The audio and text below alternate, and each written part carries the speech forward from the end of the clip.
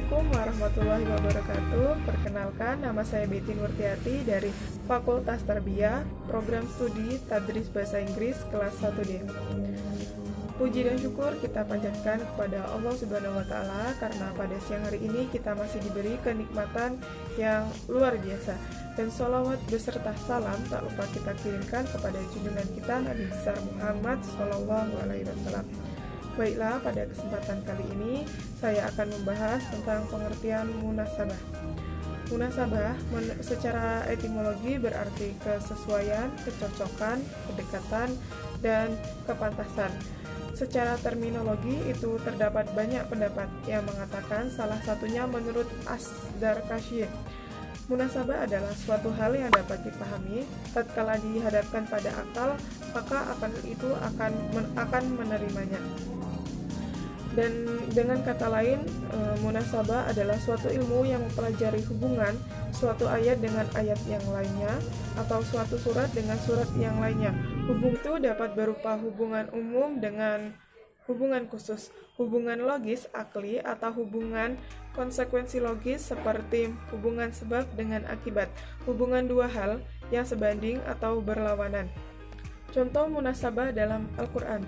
Untuk membuktikan apakah ada hubungan ayat dengan ayat atau surat dengan surat lainnya, dalam Al-Quran ada beberapa contoh, salah satunya hubungan surat Al-Alaq dengan surat Al-Qadar.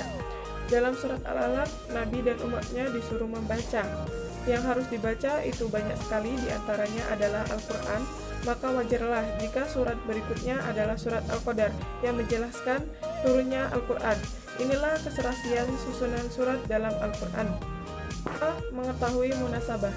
Sebagaimana kita ketahui bahwa sejarah munculnya kajian tentang munasabah tidak terjadi pada masa Rasulullah, melainkan setelah berlalu sekitar 3 atau 4 abad setelah masa beliau. Hal ini berarti bahwa kajian ini bersifat taufik pendapat para ulama. Karena itu keberadaannya tetap sebagai hasil pemikiran manusia para ahli ulumul Quran yang bersifat relatif, mengandung kemungkinan benar dan kemungkinan salah. Sama halnya dengan hasil pemikiran manusia pada umumnya yang bersifat relatif zanni. Sesungguhnya keberadaan mengandung nilai keberadaan yang relatif, namun dasar pemikiran tentang adanya munasabah dalam Al-Quran ini berpijak pada prinsip yang bersifat absolut, yaitu suatu prinsip bahwa tertib susunan ayat-ayat Al-Quran sebagaimana kita lihat sekarang adalah bersifat taufiki, yakni suatu susunan yang disampaikan oleh Rasulullah berdasarkan petunjuk dari Allah. Wahyu bukan susunan manusia.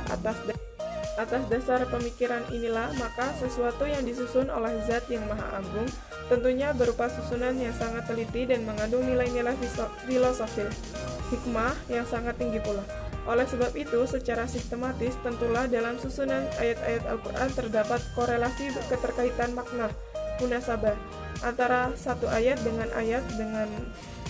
ayat-ayat sebelumnya atau ayat sesudahnya. Karena itu pula, sebagaimana ulama menamakan ilmu munasabah ini dengan ilmu tentang rahasia atau hikmah, susunan ayat-ayat dan surat-surat dalam Al-Quran.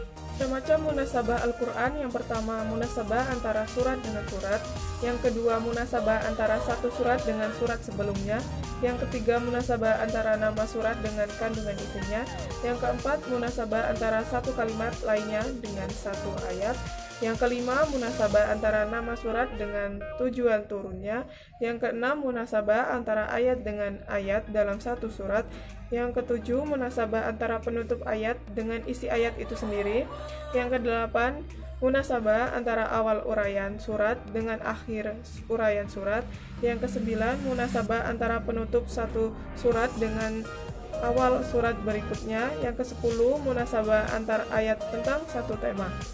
Kegunaan mempelajari ilmu munasabah yaitu dapat mengembangkan sementara anggapan orang yang menganggap bahwa tema-tema Al-Quran kehilangan relevansi atau satu bagian dengan bagian lainnya.